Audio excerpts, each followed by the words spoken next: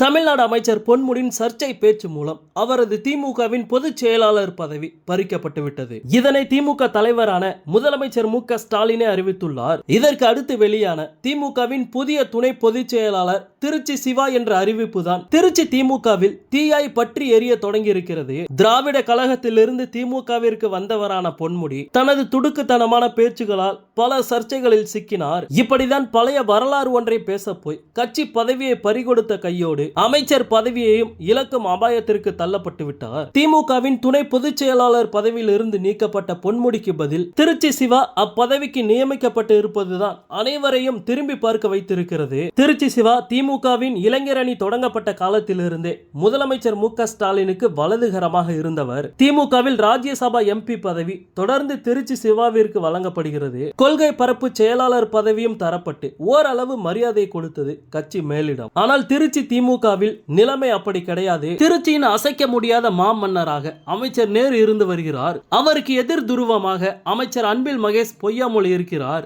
அமைச்சர் நேருவிற்கும் திருச்சி சிவாவிற்கும் எப்போதுமே ஏழாம் பொருத்தம் தான். திமுகவில் சீனியர்களில் ஒருவராக இருந்த போதும் ஆற்றல் மிகுந்த அறிவாளராக இருந்த போதும் கட்சி உயர்நிலை பதவிகளில் திருச்சி சிவா ஏற்றம் பெறுவதற்கு அமைச்சர் நேரு எப்போதும் முட்டுக்கட்டையாகவே இருந்து வந்துள்ளார். திமுகவின் துணை பொதுச் செயலாளர் பதவியிலிருந்து சுப்புலட்சுமி ஜெகதீசன் விலகிய போது அந்த இடத்திற்கு கொள்கை பரப்பு செயலாளராக திருச்சி சிவாவின் பெயர் அடிபட்டது.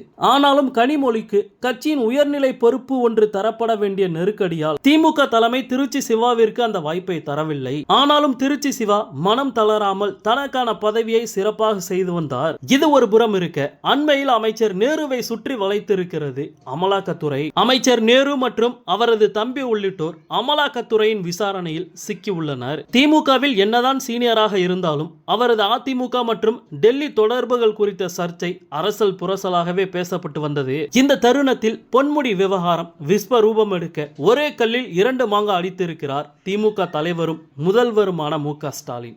எப்போதும் தமக்கு சர்ச்சையை மட்டுமே பரிசாக தரும் அமைச்சர் பொன்முடியின் கட்சி பதவியை பறிக்கும் அறிவிப்பை தாமே வெளியிட்டார் முதலமைச்சர் மு.க. ஸ்டாலின். அதே சூட்டோடு திமுகவின் துணை பொதுச் செயலாளராக கொள்கை பரப்பு செயலாளர் என்கிற 10-11 பதவியில் இருந்த திருச்சி சிவாவை நியமித்து விட்டார் முதலமைச்சர் மு.க. ஸ்டாலின். இதனால் திருச்சியில் அமைச்சர் நேருவிற்கு எதிரான தரப்பு, குறிப்பாக திருச்சி சிவாவின் ஆதரவாளர்கள் மிகுந்த மகிழ்ச்சி அடைந்துள்ளனர். திருச்சியில் இது நாள் வரை தனிக்காட்டு ராஜாவாக வலம் வந்து கொண்டிருந்த அமைச்சர் நேருவின் ஆடுபுலி ஆட்டத்தை அடக்கும் வகையில் தற்போது அமைச்சர் அன்பில் மகேஷ் பொய்யாமொழி ஒரு பக்கம், இன்னொரு பக்கம் திருச்சி சிவா எனும் திமுக துணை பொதுச் செயலாளர் களத்தில் நிற்கிறார். தற்போது திமுகவின் நிகழ்வுகள் பொன்முடிக்கு முடிவு கட்டக்கூடியது மட்டுமல்ல, திருச்சியில் மாமன்னராக நினைத்துக் கொண்டிருக்கும் அமைச்சர் நேருவிற்கும் வேட்டு வைக்கக்கூடியதுதான் என்கின்றனர் அறிவாலய சீனியர்கள்.